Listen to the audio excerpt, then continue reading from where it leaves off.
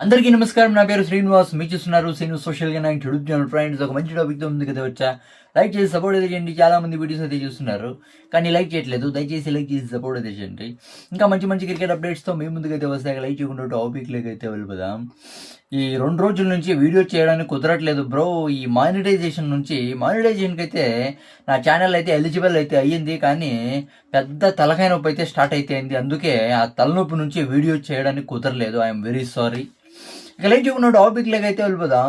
Royal Challengers Bengaluru ఒక normal ప్లేయర్స్ని కాకుండా, అల్లాటప్పా ప్లేయర్స్ని కాకుండా, మెయిన్ 5 మంది మెయిన్ ప్లేయర్స్ని వదిలేసే ఛాన్స్ అయితే ఉందంట బ్రో. ఎవరు 5 మంది మెయిన్ ప్లేయర్స్ అనేది మనమైతే చూద్దాం. ఫస్ట్ ప్లేయర్ వచ్చి యష్ దయాల్. యష్ దయాల్ అసలు ఎలాంటి పర్ఫార్మెన్స్ ఇచ్చాడు బ్రో ఐపీఎల్ 2025 సీజన్లో. Next level performance RCB champions అవ్వడంలో చాలా పెద్ద కాంట్రిబ్యూషన్ అయితే చేశాడు యష్ దయాల్. అవును కదా, కానీ చాలా కేసులు అయితే ఉన్నాయి. తలనొప్పి అయితే చాలా ఉంది ఈ యష్ దయాల్కి, అత్యాచారం కేసు అవి ఇవి అని. అవును కదా, అందుకే ఐపీఎల్ 2026 సీజన్లో కంప్లీట్గా పక్కన పెట్టేసింది. యష్ దయాల్ ప్లేస్లో రసిక్ సలాం దార్ని అయితే తీసుకొచ్చింది. రసిక్ సలాం దార్ అయితే సక్సెస్ అయితే అయ్యాడు, ప్రూవ్ అయితే చేసుకున్నాడు. నేను ఒక మంచి బౌలర్, ఆర్సీబీకి మంచి కాంట్రిబ్యూషన్ ఇస్తాను అని అయితే ప్రూవ్ అయితే చేసుకున్నాడు. అవునా కదా. ఇక యష్ దయాల్ ఎందుకు బ్రో మాకు? రసిక్ సలాం దార్ అయితే బాగా ఆర్సీబీకి సెట్ అయితే అయిపోయాడు. ఇంకా యష్ దయాల్ ఎందుకు? యష్ దయాల్ని పక్కన పెట్టేద్దామని అయితే ప్లాన్ అయితే చేస్తుందంట. సెకండ్ ప్లేయర్ వచ్చి అదే జోష్ హేజల్వుడ్. ఐపీఎల్ 2025 సీజన్లో ఎర్రగొట్టేసినాడు. అవునా కదా, బౌలర్గా చాలా అద్దరిపోయే పర్ఫార్మెన్స్ అయితే ఇచ్చాడు. ఐపీఎల్ 2026 సీజన్లో కూడా పర్లేదు, మంచి పర్ఫార్మెన్స్ అయితే ఇచ్చాడు. కానీ ఇక్కడ వరల్డ్ కప్ అయితే ఉంది కాబట్టి ఆస్ట్రేలియా క్రికెట్ బోర్డు అంటే ఇప్పుడు ఐపీఎల్ ఆడి తర్వాత వరల్డ్ కప్ కూడా ఆడితే అప్పుడు ఏమవుతుంది, ప్రెషర్ అయితే పెరుగుతుంది, వర్క్లోడ్ అయితే పెరుగుతుంది, ఇంజురీ అయ్యే ఛాన్స్ అయితే ఉంటుంది.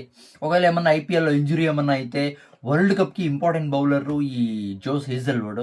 ఐపీఎల్లో ఇంజురీ అయితే మళ్ళీ వరల్డ్ కప్కి ఎలా ఆడతాడు బ్రో? అందుకే వర్క్లోడ్ మేనేజ్మెంట్ అయితే చాలా పెరుగుతుంది కాబట్టి జోస్ హేజల్వుడ్ని ఆస్ట్రేలియా క్రికెట్ బోర్డు అయితే ఐపీఎల్ 2027 ఆడడానికి పర్మిషన్ ఇవ్వదు అని అయితే రీసెంట్గా అయితే అప్డేట్స్ అయితే వచ్చాయి.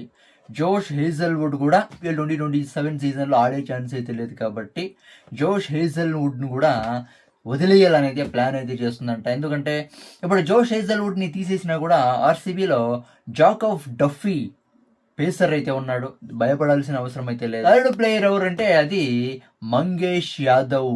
అంటే ఐపీఎల్ 2026 సీజన్ మినీ ఆక్షన్లో 5,20,00,000 రూపాయలకి అయితే తీసుకున్నారు, కానీ టీమ్ కాంబినేషన్ అయితే సెట్ అవ్వలేదు కాబట్టి ఒక మ్యాచ్ కూడా ఛాన్స్ అయితే రాలేదు ఈ మంగేష్ యాదవ్కి. ఎలా పర్ఫార్మెన్స్ ఇస్తాడనేది తెలీదు. ఒక మ్యాచ్ కూడా ఛాన్స్ అయితే రాలేదు, టీమ్ కాంబినేషన్ అయితే సెట్ అవ్వలేదు కాబట్టి వదిలేద్దాము, మంగేష్ యాదవ్ని వదిలేద్దాము.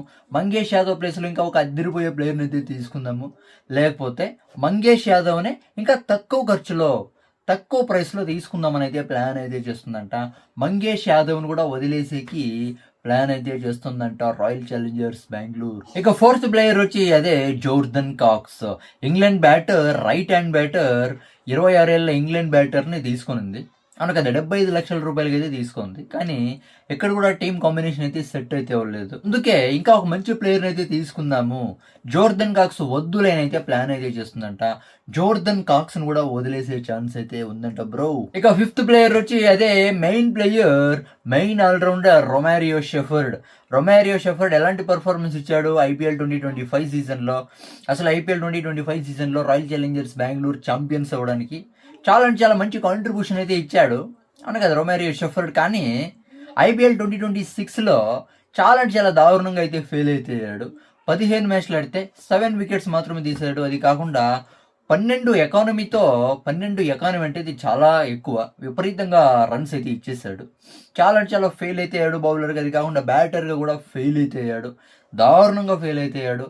అందుకే ఈ రొమారియో షెఫర్ని వదిలేద్దామని అయితే ఫిక్స్ అయిందంట.